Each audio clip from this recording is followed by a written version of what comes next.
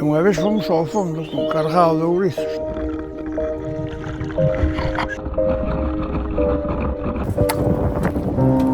Está cheo, mi madre.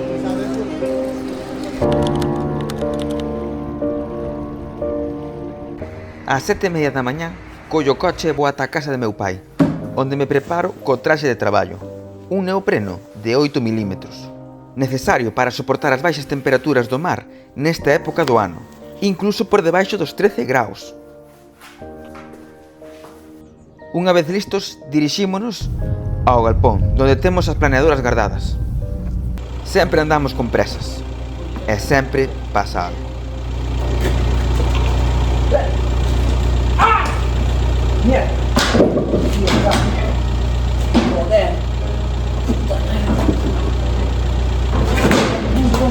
Comprobamos que estea listo todo o equipo antes de arrancar cara a Guiño.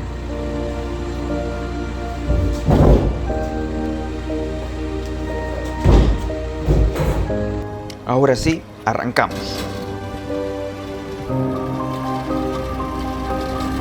Miércoles.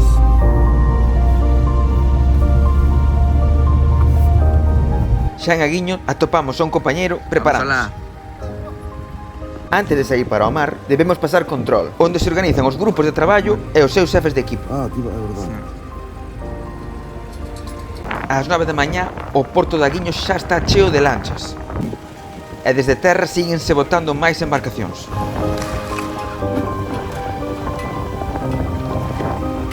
Xa solo da cofradía de Aguiño salen cerca de 40 lanchas. Dirixímonos cara á zona cerca da illa de Sagres. As condicións do mar marcan sempre as decisións e buscamos zonas máis resgardadas para poder traballar con seguridade. Se traballamos na zona de Sagres, parece que non anda mar, pero no fondo... Ahora toca preparar o equipo de buceo. A mangueira. Estas van conectadas a botellas de aire comprimido. Os plomos, que son necesarios para compensar a flotabilidade, estes poden andar entre 14 e 16 kg de peso. No meu caso distribúos entre a cadera e a espalda, xa que, se decides poñer todo o peso nunha zona, co paso do tempo poden achegar a aparecer lesións musculares. Poñemos as gafas de buceo e facemos as últimas comprobacións antes da inmersión. E chegada ás 9:30,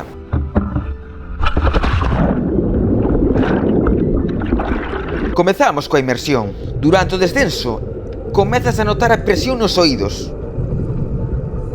Por eso vamos realizando as compensacións necesarias.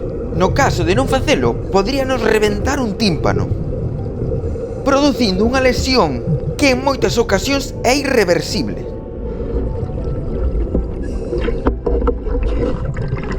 Chegamos ao fondo e comezamos a búsqueda. Pero aquí abaixo non sempre é tan fácil de atopar ourizos. Estos atópanse sempre adherido ás pedras. Hai días que a cantidade de ourizo á venta escasean, e iso fai que o seu valor suba moito, aínda que non sempre foi así. E como era ir aos ouriços ao ano daquela? Os ourizos primeiro íbase para as leiras, para adubar, claro. Pero despois empezaron a comprarlo. A 2 ou 3 pesetas, a 15 ou a 20, así foron subindo, non é?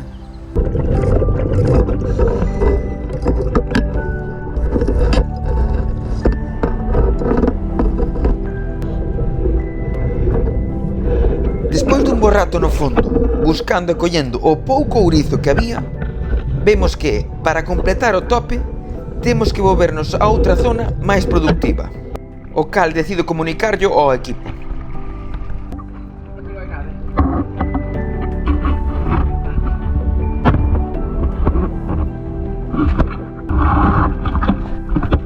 Decidimos levantar o risón e movernos a unha área máis lonxe.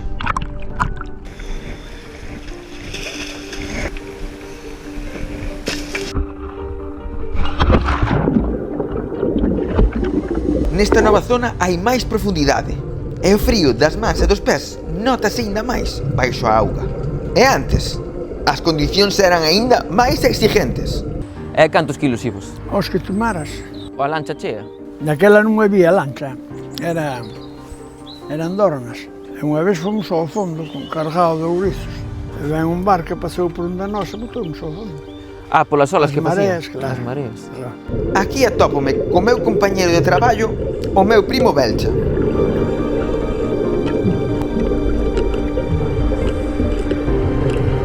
Nesta zona atopamos maior presenza de ourizos, aínda que cunha forza de mar máis exigente, o que nos obriga a traballar cunha atención constante, suxeitándonos ás pedras para manter a posición.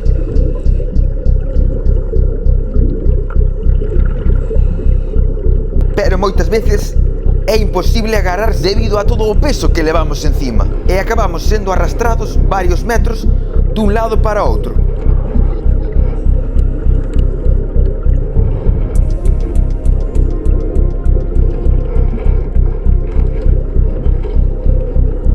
A recollida require precisión e rapidez, convertíndose nunha noita constante. O esforzo acumúlase e a fatiga vai en aumento.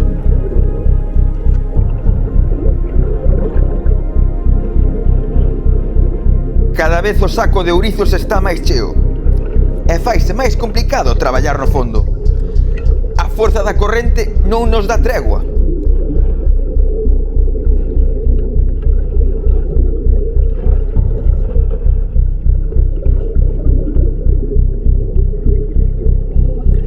A presión dos oídos, o frío das extremidades e o cansancio físico son os teus compañeiros aquí abaixo.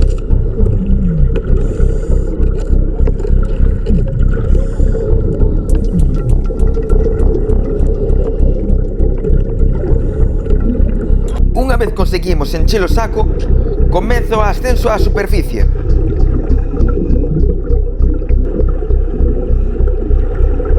Onde lle entregaremos á persoa que está na embarcación, meu pai. Vamos, rápido lo. Mira, rápido lo. Ele é o encargado de supervisar as capturas, devolvendo ao mar aquelas que non cumpren co tamaño reglamentario. Continúo baixo o mar coa captura do ourizo. Nos días de mal tempo traballamos con dous factores en contra: o aire, que é limitado e consúmese máis canto máis exigente é o mar, e o tempo, xa que só temos hasta as 12:30 da mañá para completar o cupo. Por sorte, nesta zona, os ourizos agrúpanse en grandes colonias e presentan un maior tamaño, o que influe directamente na súa calidade. O ourizo é un recurso que leva formando parte da nosa costa dende hai xeracións. Un produto moi valorado hoxe en día, pero tamén delicado. Para que alcance o tamaño comercial, poden pasar alrededor de 4 anos, o que fai que a súa extracción teña que ser controlada e respetuosa co medio. Unha vez cheo o aro, empezamos de novo o ascenso, para que meu pai poida revisar as capturas.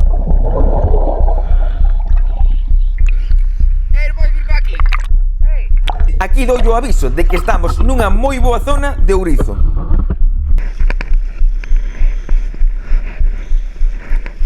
Aínda que a talla mínima do ourizo é de 5,5 centímetros, na explotación conxunta de Aguiño e Ribeira decidimos aumentala ata os 6, co obxectivo de preservar mellor o recurso. E todo que non alcance esa talla vai de volta para o mar.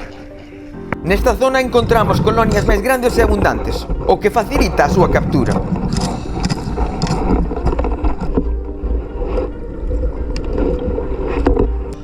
De súpeto, atópome cunha centola, perfectamente camuflada entre as pedras. Trátase dun macho que se pode reconocer polo tamaño das súas pinzas de diante, que son máis grandes.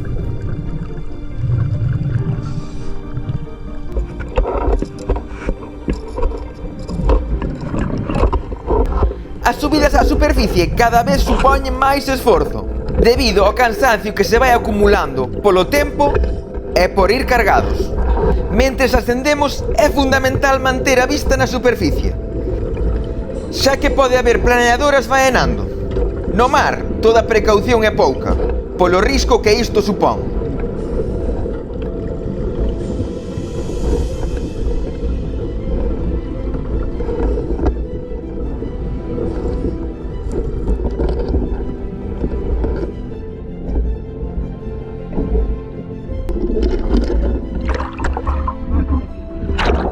Nesta zona atopámonos traballando en profundidades próximas aos 9 metros, que equivaldría a un piso de 3 plantas. Aparte de encargarse de supervisar o tamaño do ourizo, meu pai debe prestar atención á cantidade de aire que nos queda, xa que podría derivar nun grave accidente. Continuamos coas capturas e aquí teño un exemplar de un gran tamaño. O ourizo é considerado un auténtico manxar, coñecido como caviar galego.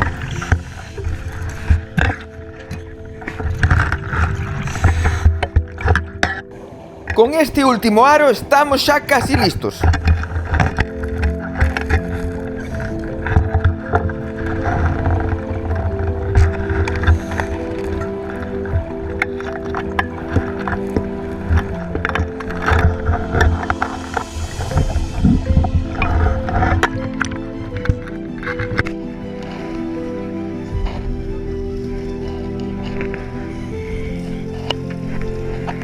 Vámonos de aquí, vámonos.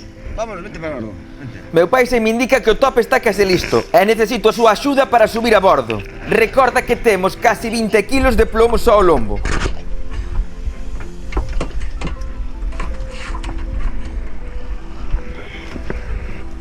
Ora falta que chegue meu primo co seu aro tamén cheo. A unha profundidade de 9 metros, o corpo está sometido case ao dobre de presión que na superficie. Esta diferencia de presión podes vela nas burbullas, que van medrando a medida que soben cara á superficie.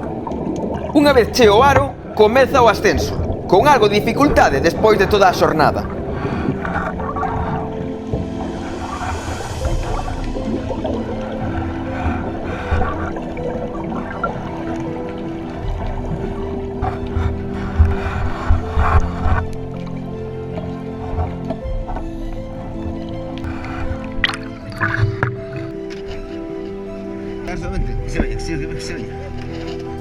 Xa co cupo conseguido, comenzamos a recoller para a volta ao porto. Nós traballamos con mangueiras, en vez de levar a botella ás costas, o que nos permite traballar con máis comodidade no fondo.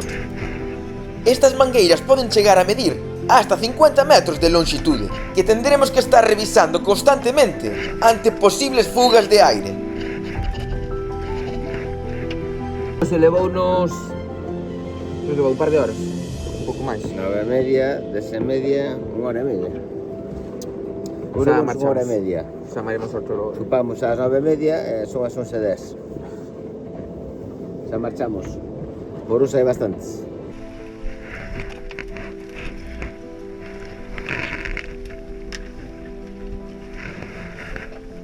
Terminamos de seleccionar os últimos ourizos, poñendo os máis grandes e vistosos na parte de arriba dos capachos, para captar a atención dos compradores á hora da subasta.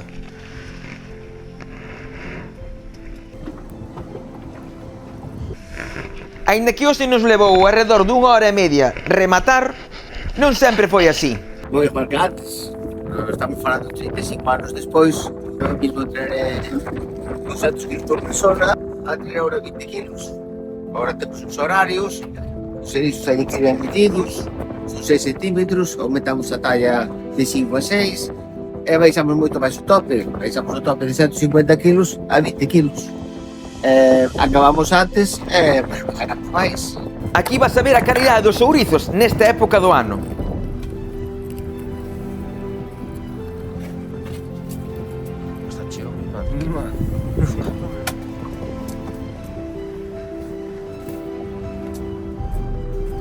A meu primo gustalle comelos crudos.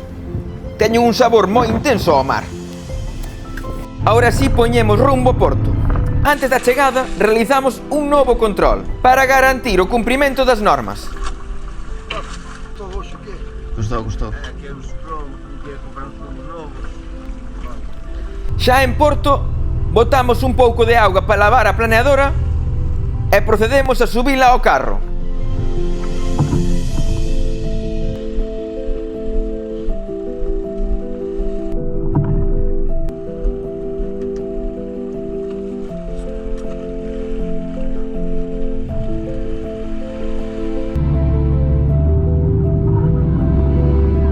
Agora toca levar todos os ourizos para a lonxa.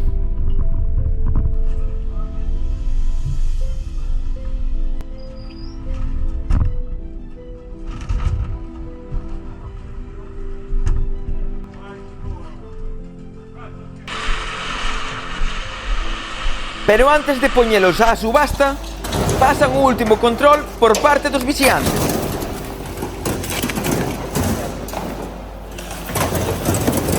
Comproban que os ourizos de todos os traballadores cheguen ben medidos.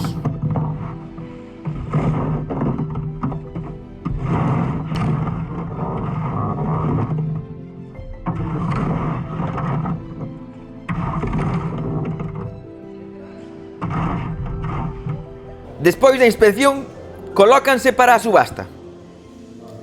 Mentres quitamos o traxe de buceo,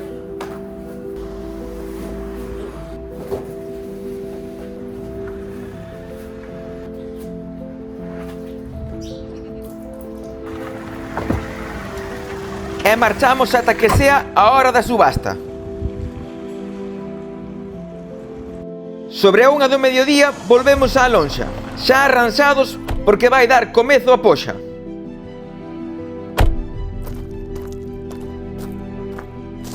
Os hai ourizos de moi bo tamaño e calidade. En cada capacho hai un cupo de 20 kilos por persona. En días inhalados, o ourizo pode chegar a superar os 20 euros o kilo. Algo imposible hai moitos anos. Há 2 ou 3 pesetas e despois foi subindo así. Despois já cambiaron os euros e empezamos a ir 2 euros, 3 euros. 1 ou 2 euros. Traíanos 300 kilos e así. Hoxe hai un total de 1.600 kilos á poxa. E a primeira parada sitúase nos 15,80 euros o kilo. O valor do produto establecese en función da calidade, pero máis aínda da oferta e demanda. Nesta primeira parada o comprador leva uns cuantos kilos. Xa na segunda parada, unha das máis fortes, establecese a 11,92 euros o kilo. O comprador revisa a calidade dos ourizos en cada capacho, escollendo aqueles que lle resultan máis interesantes.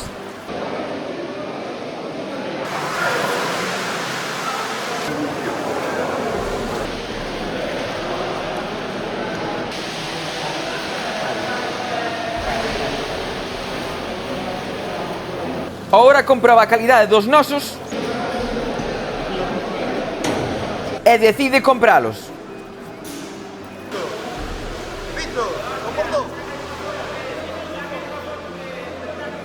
Entón só queda acercarllos ao seu camión.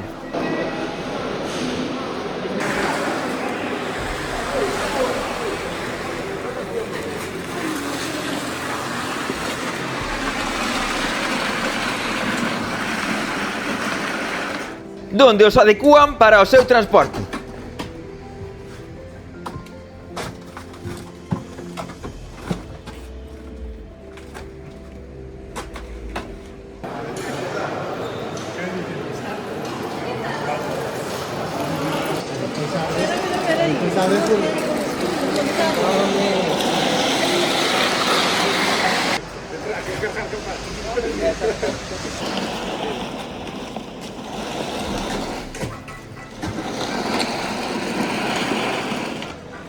O comprador sigue revisando e comprando os kilos que necesita na súa parada da poxa.